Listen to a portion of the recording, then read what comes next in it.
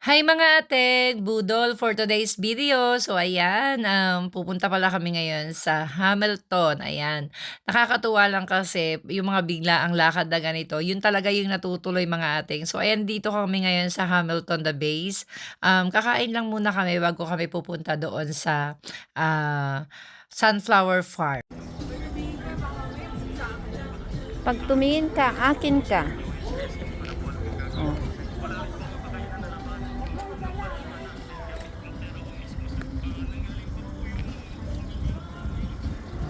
So ayan mga ate, nandito na nga pala kami sa may food court. So ayan, nag-order pala ako dyan ng kimchi, tonkatsu, udon. So ayan, para maiba naman.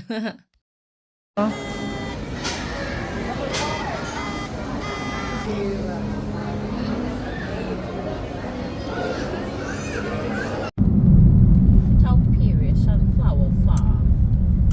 Wow! Taupiri! Dapat nag-picture tayo dito, tateng. May bayan ba ito? Wala. Ewan ko, may entrance ba?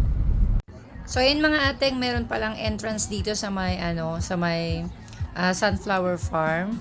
Bali $12 each ang entrance dito, tapos libre lang yata pag yung bata 5 years below. And ayun, ito yung buong loob Ganda. ng farm. Yes, mga ateng, nandito kami ngayon sa Taupiri Sunflower Farm. So, ayan. Hey guys! Ganito po dito, ang Lovers in Paris, nakapayong. Siya lang ang bukod tanging nakapayong dito.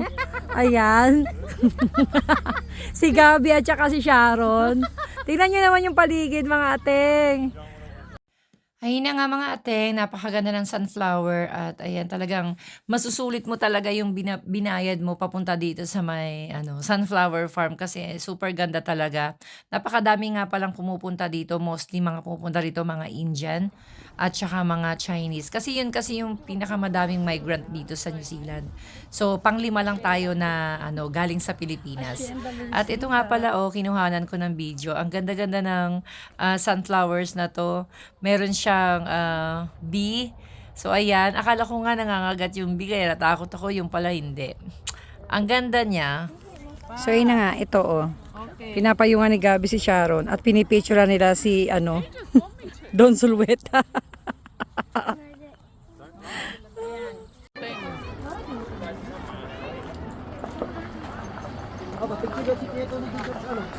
So ayan, palis na kami dito mga ateng. Ayan. Bye bye, Sunflower Farm. Uwi na kami. Bye!